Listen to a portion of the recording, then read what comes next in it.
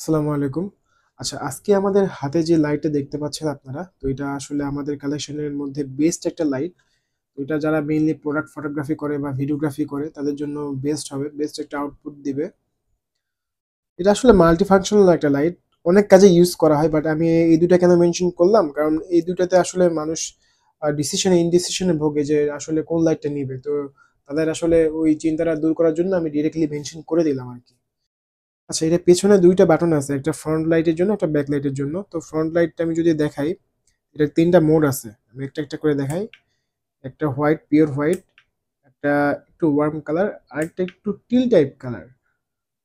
আচ্ছা, এটা আপনি চাইলে ব্রাইটনেসটা কিন্তু কন্ট্রোল করতে পারবেন, কম বেশি। লং প্রেস করলে কমবে, আবার লং প্রেস করলে আস্তে আস্তে বাড়বে। বেশিরভাগ লাইটের ক্ষেত্রে হয় কি, যে এই যে এরকম স্মুথ হয় না লাইটগুলো, লাইটগুলো অনেক করা হয় বা প্রোডাক্টের উপর পড়লে তখন দেখা যায় যে একটা ক্যাটকেটে একটা কালার চলে আসে। তো এখানে এটা হবে না, কেন হবে না আমি একটু দেখাই জাস্ট অফ করে। এই যে সারফেসটার জন্য এটা কিন্তু একটু ব্লারি টাইপ। লাইটটা আমি একটু যদি দেখি, তিনটা মোড আছে, একটা হোয়াইট, একটা রেড, ব্লিঙ্ক আর কি।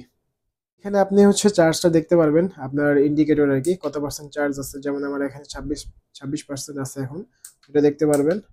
আচ্ছা, এখানে দুইটা পোর্ট আছে, আমি যদি খুলি তাহলে এই যে একটা টাইপ সি, একটা ইউএসবি।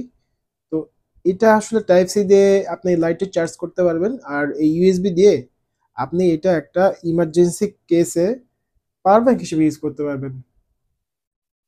আর আপনার পেছনে একটা হ্যান্ডেল আছে, এটা দিয়ে আপনারা জাস্ট অ্যাঙ্গেল করে রাখতে পারবেন, আপনার যে অ্যাঙ্গেল দরকার 180 ডিগ্রি রোটেট করবে।